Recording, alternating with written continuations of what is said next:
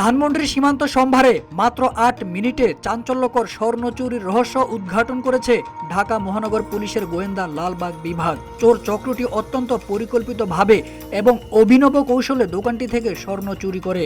অভিযানে ৩ জনকে গ্রেপ্তার করা হয়েছে।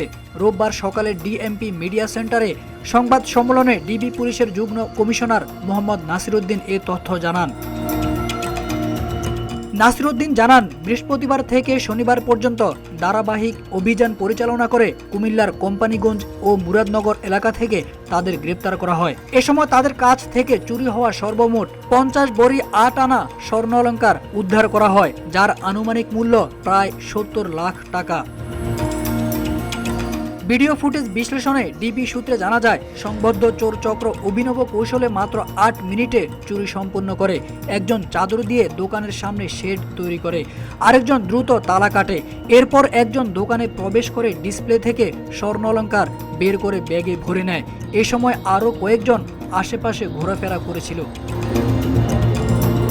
জানা যায়, গত ৩ জানুয়ারি বিজিবি সীমান্ত সম্ভারের শপিং কমপ্লেক্সের ক্রাউন ডায়মন্ড অ্যান্ড জুয়েলার্স থেকে ১৫৯ ভরি স্বর্ণ অলংকার চুরি হয়, যার আনুমানিক মূল্য প্রায় ২,২৫,২৮,৮০০ টাকা।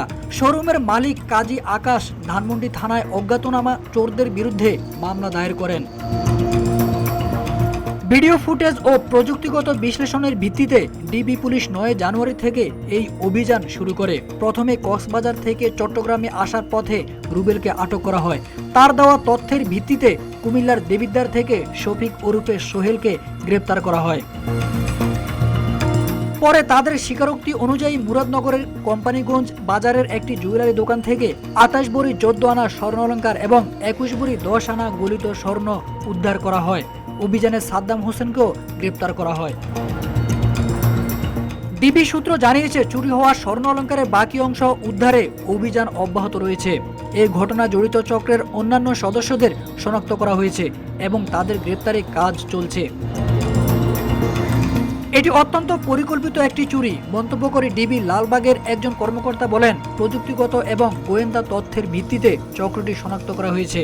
অভিযুক্তদের কাছ থেকে প্রাপ্ত স্বর্ণ অলংকার মালিককে ফেরত দেওয়ার প্রক্রিয়াটি চলছে। তারেক আজিজ খান, রূপালী বাংলাদেশ।